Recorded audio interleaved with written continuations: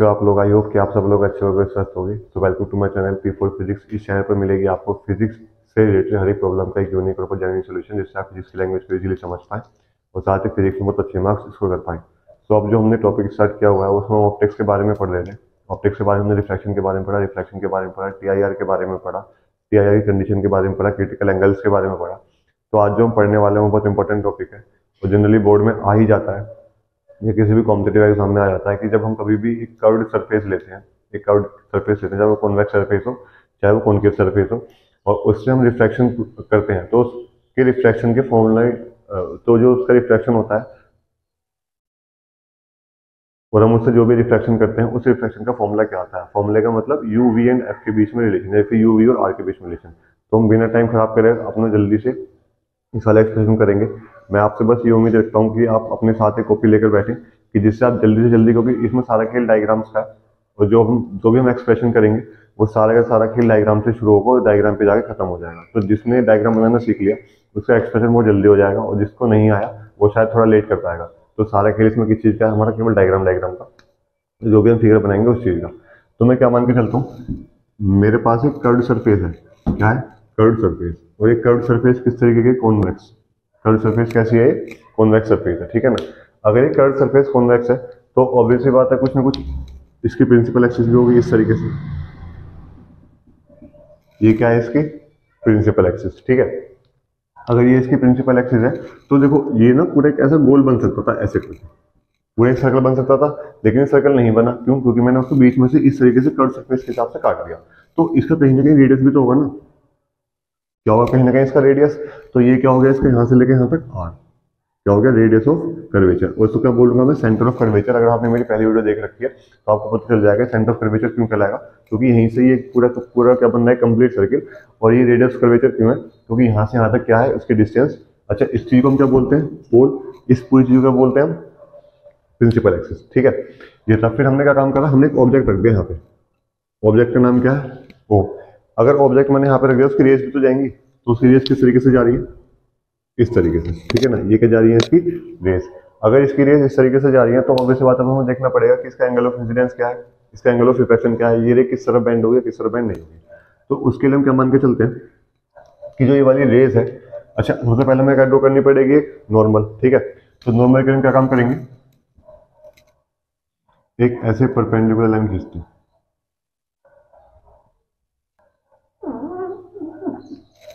आपको बस एक चीज का ध्यान देना है कि जो भी आप नॉर्मल पास करोगे ना वो आपके हमेशा सेंटर ऑफ कर्वेचर जरूर पास होनी चाहिए, क्योंकि ये रूल है, ठीक है।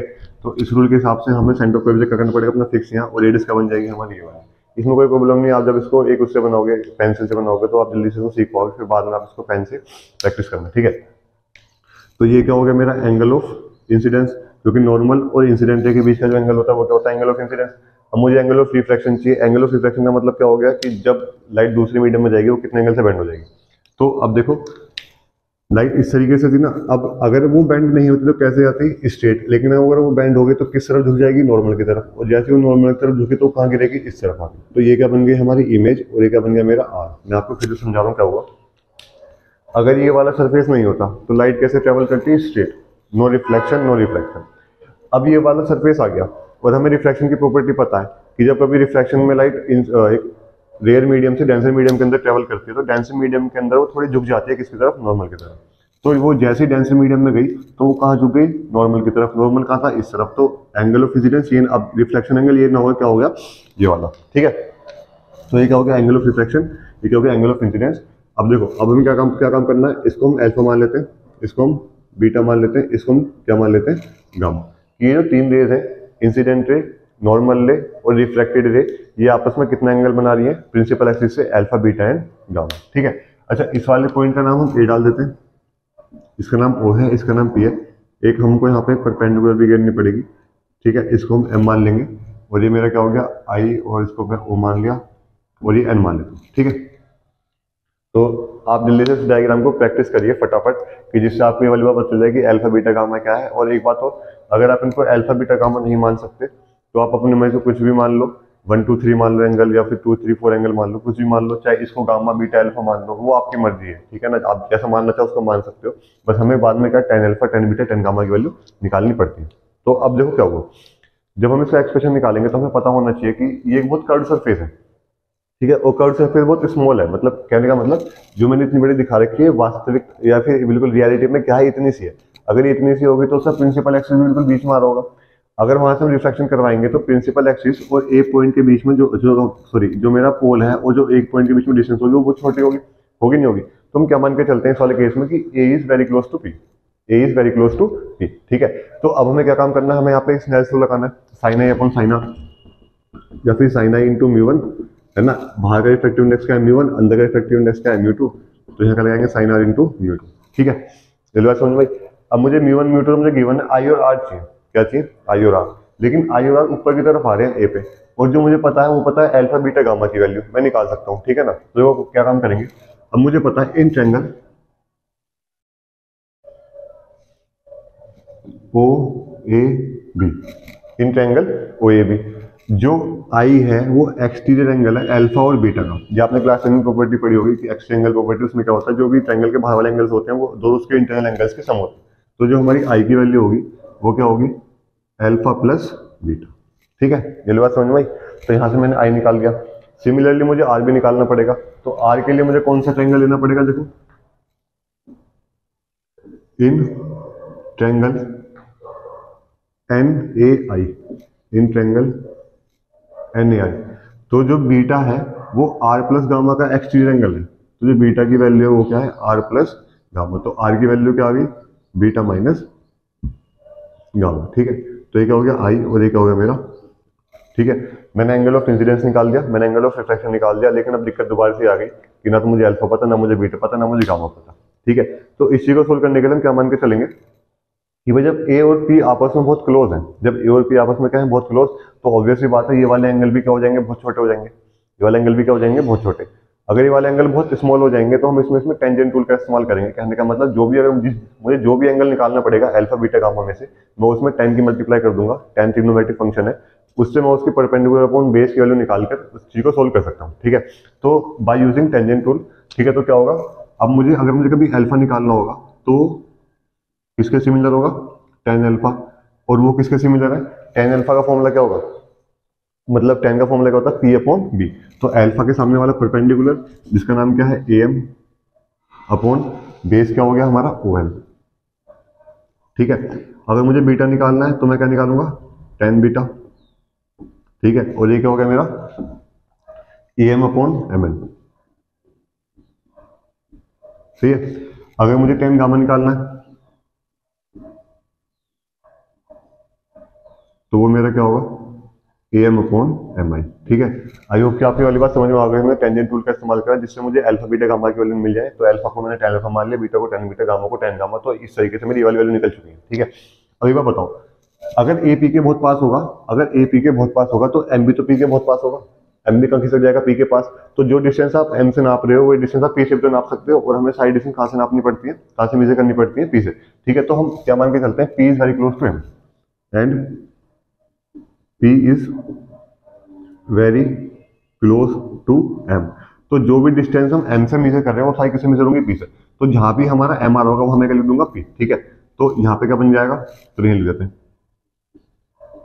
टेन अल्फा की वैल्यू क्या होगी, अब मैं पहले लिख रहा था क्या, वो तो ए एम ही रहेगी, A M upon O P, ठीक है ना, ओ एम की जगह क्या जाएगा ओ पी। ऐसे ही टेन बीटा का लिखा जाएगा A M upon M N, M N का मतलब ये था पर अब क्या लिखूंगा पी एन, ठीक है। सिमिलरली ये लिखा जाएगा टेन गामा, टेन गामा की वैल्यू लिखेगी ए एम अपॉन, पहले एम आई था अब क्या हो जाएगा पी आई, ठीक है। तो इस तरीके से मैंने तीनों वैल्यू अपनी सेम कर ली। बस आपको दो चीज ध्यान रखनी है, अल्फा की जगह टेन अल्फा कब रखना है, बीटा की जगह टेन बीटा कब रखना है, गामा की जगह टेन गामा कब रखना है। उसके बाद आपको क्या ध्यान रखना है कि tan alpha tan beta tan gamma हम किस तरीके से निकाल सकते हैं, since P is very close to M, अगर ये आ गया तो, ठीक है। इतना हमने कर दिया। अब देखो, ठीक है, अब देखो जैसे क्या अल्फा की वैल्यू मुझे पता है, अगर मैं इसको फर्स्ट इक्वेशन मान लेता हूँ, इसको क्या इक्वेशन मान लूंगा, सेकंड, तो देन इक्वेशन फर्स्ट बिकम, तो इक्वेशन फर्स्ट क्या लिखी जाएगी। अब मुझे पता है देखो क्या, आई अल्फा को मैं टेन अल्फा मानता हूँ जिसकी वैल्यू क्या है ए एम अपॉन होगा, तो आई की वैल्यू क्या होगी, सबसे पहले आपको लिख के दिखाना पड़ेगा बस ये वाले स्टेप एक्स्ट्रा कि ये क्या है टेन अल्फा और टेन बीटा। फिर आपको क्या लिखना पड़ेगा, जो मैंने आर की वैल्यू निकाली वो क्या निकाली है, tan beta minus ten gamma. ठीक है, तो आई की वैल्यू क्या आ गई, टेन अल्फा की वैल्यू क्या है, ए एम अपॉन ओपी। ठीक है, टेन बीटा की वैल्यू क्या है, A M upon P N. ठीक है, फिर दोबारा से यहाँ पे टेन बीटा की वैल्यू क्या है, A M upon P N. Tan gamma की वैल्यू क्या है, A M upon P I. ठीक है, इसमें तो अभी आपने कुछ नई फिजिक्स नहीं जोड़ी, बस सिंपल सिंपल सा ट्रिग्नोमेट्रिक फंक्शन का इस्तेमाल करा, वैल्यू पुट करी, बस अभी तक हमने क्या निकाल दिया कि आई की value A M upon O P और आर की वैल्यू ए एम अपॉन ये है। ठीक है ना, तो बस आपको इतना ध्यान रखना है इसमें, जिसने वाला डायग्राम बनाना सीख लिया उसको पता चल जाएगा कि अल्फा बीटा गामा कहाँ आएंगे, वो उससे हम कैसे कोई भी अपना एक्सप्रेशन प्रूव करते हैं। अगले वाले सेक्शन में हम पढ़ेंगे कि हम इस वाले आई और आर से किस तरीके से स्नेल्स लॉ लगा के हम इसमें रिलेशन निकालते हैं यूवी और आर का। अपने प्रीवियस वाले सेक्शन से हमने दो कंक्लूजन निकाले। पहला कंक्लूजन क्या था कि आई की वैल्यू ये होती है, दूसरा कंक्लूजन क्या था आर की वैल्यू ये होती है। ठीक है ना, तो अब क्या हमें स्नेल्स लॉ लगाना है, और स्नेल्स लॉ में आई भी आता है आर भी आता है, sine I upon sine R equals to mu two upon mu one. ठीक है, ये हमारा फॉर्मूला था। तो अगर मैं ए वाले पॉइंट पे स्नेल्स लॉ लगाना चाहूँ, इस वाले पॉइंट पे, ए वाले पॉइंट पे, तो ए वाले पॉइंट पे स्नेल्स लॉ कैसे लगेगा देखते हैं। इंसिडेंस एंगल ये वाला है और इसका रिफ्रैक्टिव इंडेक्स म्यू वन है, तो मैं क्या लिखूंगा, sine I into mu one. ठीक है, equals to reflected angle, sorry reflection angle कितना है आर, और हमारा ये कितना है म्यू टू, तो ये क्या हो गया, sine R into mu two. ठीक है, ये बात समझ में आसान था। अब मैंने आपसे क्या बात बोली थी कि A is very close to P. अगर ए पी के बहुत ज्यादा क्लोज है तो ऑब्वियसली बात है आई और आर भी क्या होंगे, बहुत छोटे होंगे। अगर आई और आर बहुत छोटे होंगे तो हम क्या मान के चलते हैं कि भाई जो हमारा साइन आई होगा वो किसके बराबर होगा, सिमिलर किसके होगा, आई के। ऐसे जो साइन आर होगा वो क्या होगा, सिमिलर आर के। तो यहाँ से फॉर्मूला निकलता है I into mu one equals to R into mu two. I की वैल्यू कितनी है, A M upon O P, और ये कितनी है, A M upon P N, और म्यू वन लिखा जाएगा। आर की वैल्यू कितनी है, A M upon P N, ये कितनी होगी, A M upon P I. ठीक है, और ये क्या होगी मेरी म्यू टू। अब देखो साइड ए एम कॉमन लेकर हम सब काट देंगे तो क्या होगा, mu one upon O P plus mu one upon P N equals to mu two upon P N minus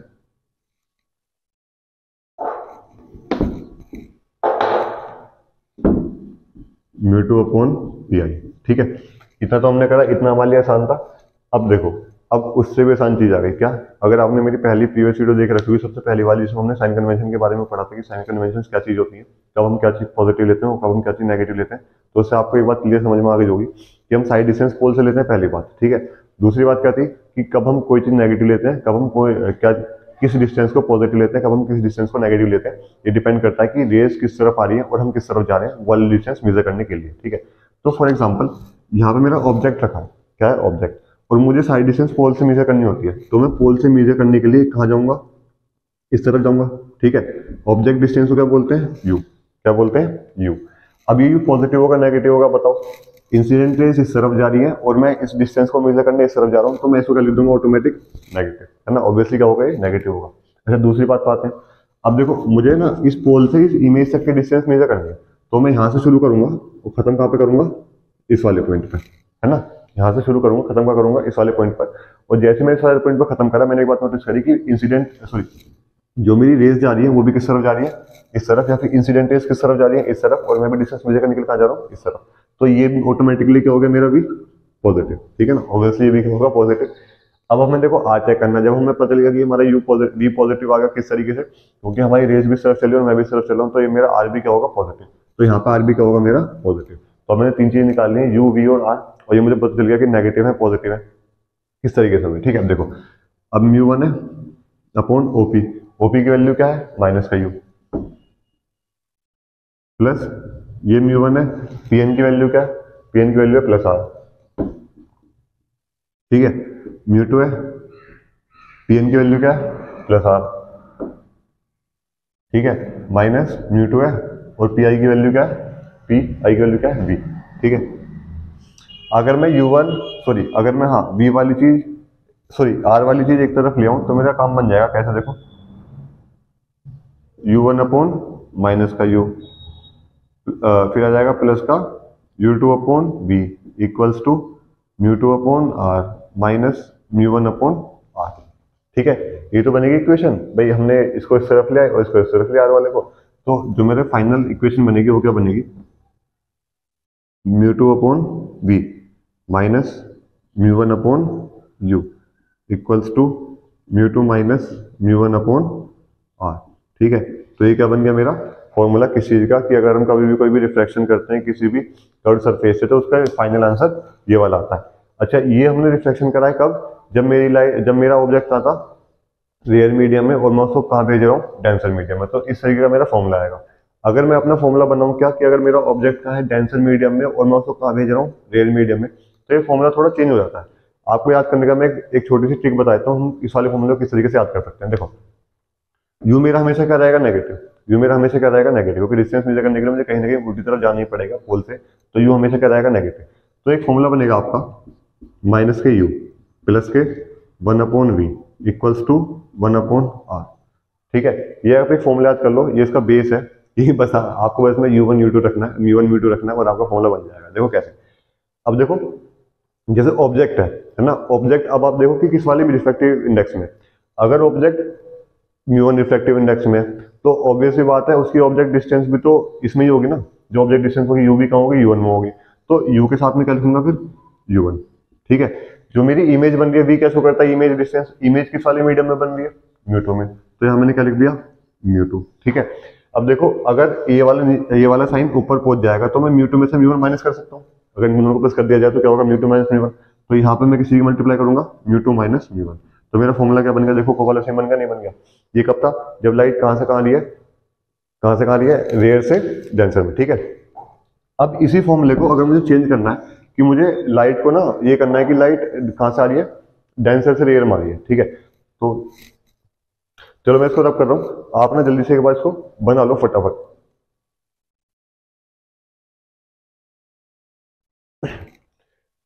ठीक है, जब हम पढ़ेंगे वो क्या होगा, एक छोटा सा फॉर्मूला जो हमें लेंस मेकर फॉर्मूला में बहुत फायदा करेगा। क्या कि अगर हमारा कोई भी ऑब्जेक्ट अभी डेंसर मीडियम में है और वो रेयर मीडियम में अपनी इमेज बनाता है तो उसका फॉर्मूला क्या होगा। ठीक है, तो मैंने आपको बताया, जब हमें बस क्या ध्यान रखना है, माइनस के 1/u प्लस के 1/v इक्वल्स टू 1/r। मुझे बस ये चेक करना है कि μ1 μ2 किस तरफ आएगा। और मैं आपसे क्या बोल रहा हूँ कि लाइट डेंसर से रेयर मीडियम में जा रही है। अगर लाइट डेंसर से रेयर मीडियम में जाएगी तो ऑब्वियसली बात है कि ऑब्जेक्ट कहाँ रखा होगा, डेंसर मीडियम में। अगर ऑब्जेक्ट हमारे डेंसर मीडियम में रखा है अगर ऑब्जेक्ट हमारे डेंसर मीडियम में रखा है तो जो u होगा वो भी कहाँ होगा, डेंसर मीडियम में तो होगा। तो डेंसर मीडियम को क्या मानता हूँ मैं, μ2। तो यहाँ पे क्या जाएगा मेरा μ2। ठीक है, फिर अब हमारी इमेज क्या बन रही है, हमारी इमेज बन रही है क्या, जो हमारा रेयर मीडियम है उसमें, रेयर मीडियम का रिफ्लेक्टिव इंडेक्स क्या मान लिया, μ1। तो ये मेरा क्या हो गया, μ1। ठीक है, तो ये μ2 हो गया, ये क्या हो गया, μ1 हो गया। अब देखो किस में से किसको माइनस करना है, μ1 पॉजिटिव है, μ2 नेगेटिव है, तो क्या माइनस करूंगा मैं, μ1 माइनस μ2। ठीक है, तो इस तरीके से मैंने किसका फॉर्मूला बना लिया कि अगर मेरा कभी रिफ्लेक्शन होता है किसके लिए, कर्व सरफेस के लिए। फॉर एग्जांपल ऐसा बना लेता हूँ। ठीक है, ये कर्व सरफेस है और जो मेरा ऑब्जेक्ट है वो यहाँ पे है, ऑब्जेक्ट है वो यहाँ पे है। ठीक है, अगर वो इस तरीके से और जो मेरा सेंटर है वो यहाँ पे है, तो जो नॉर्मल बनेगी वो किस तरीके से बनेगी, इस तरीके से। ये क्या होगा, एंगल आई, और ये क्या होगा मेरा एंगल आर। ये तो होगा ना भाई, अवे फ्रॉम द नॉर्मल, तो जो उसकी इमेज बनेगी वहीं के बन जाएगी पीछे इस तरीके से आई। ठीक है, हमें इस बात से मतलब नहीं है, बस मतलब किस बात से कि कहाँ जा रहा है, ये वाली रेस कहाँ जा रही है, बाहर की तरफ। तो हमने पीछे खींच ली क्योंकि हमारे हिसाब से वो वर्चुअल इमेज है। ठीक है ना, वो रियल इमेज नहीं है, वो कहाँ बनेगी, वर्चुअल पीछे है हमारे पास। तो इस वाले केस में क्या होगा कि हमारा आई तो यहीं रखा है, ऑब्जेक्ट तो हमें मिल गया। ऑब्जेक्ट कहाँ है हमारा, असली वाला ऑब्जेक्ट कहाँ है, μ2 में। इमेज मेरी कहाँ बनेगी, कहीं जाके μ2 में। ठीक है, सॉरी इसमें कहाँ बनेगी, μ1 में। तो v के साथ μ1 आ गया, u के साथ μ2 आ गया, और फिर मैंने इसको माइनस कर दिया, तो μ1 माइनस μ2। आपको जल्दी से मैं इसलिए बता रहा हूँ क्योंकि अगर इसके ऊपर देखो जनरली क्या होता है, न्यूमेरिकल्स आता है। अगर न्यूमेरिकल्स आएगा तो आपको बस ये कंफ्यूजिंग होगी, ये कंफ्यूजन होगा कि लाइट कहाँ से कहाँ ट्रेवल कर रही है। अगर लेंस मेकर फॉर्मूला है तो लेंस मेकर फॉर्मूले में बोर्ड 3 या 4 नंबर का एक एक्सप्रेशन पूछ लेता है, उसमें आपको ये बिल्कुल भी नहीं करके आना कि इतना बड़ा करके होगा कि भाई एक जब लाइट रेयर से डेंसर में जाएगी तो उसका ये एक्सप्रेशन ये होगा, जब लाइट डेंसर से रेयर में जाएगी तो उसका एक्सप्रेशन होगा। आपको ये बिल्कुल भी करके नहीं आना है, आपको बस इसका कंक्लूजन पता होना चाहिए कि भाई अगर लाइट रेयर से डेंसर में जा रही है तो फॉर्मूला ये लगेगा, और लाइट अगर डेंसर से रेयर में जा रही है तो फॉर्मूला ये वाला लगेगा। उसके बाद हम लेंस मेकर फॉर्मूला को आपस में प्रूव कर सकते हैं। सो आई होप कि आपको ये वाली वीडियो इन्फॉर्मेटिव लगी होगी और अच्छी लगी होगी। अगर अच्छी लगी है, इन्फॉर्मेटिव लगे तो प्लीज लाइक करें, शेयर करें, सब्सक्राइब करें इस चैनल को। And thank you for watching.